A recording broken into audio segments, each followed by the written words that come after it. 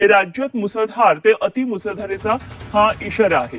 इस्रोच्या इन्सेंट 3DR हवामान उपग्रहानं भारतावर एकाच वेळी सक्रिय असलेल्या 2 मान्सून प्रणालींचे चित्र यामध्ये स्पष्ट टिपलेले आहे.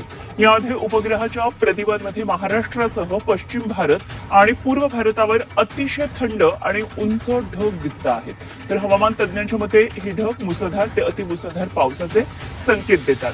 अरबी समुद्रातील मान्सून प्रणाली पूर्व मध्य अरबी समुद्रापासून कोकण किनारपट्टीपर्यंत पसरलेली आहे आणि त्यामुळे मुंबई, कोकण आणि आसपासच्या भागामध्ये हा जोरदार पाऊस सुरू आहे. पश्चिम किनारपट्टीलगत सक्रिय असलेल्या द्रोणीय पट्ट्या आणि अरबी समुद्रातून सतत येणाऱ्या बाष्पयुक्त वारा या प्रणालीला बळ देत आहे आणि त्यामुळे दिवसभरामध्ये पावसाचा जोर असाच कायम राहणार आहे असा अंदाज यावरून देण्यात येतोय.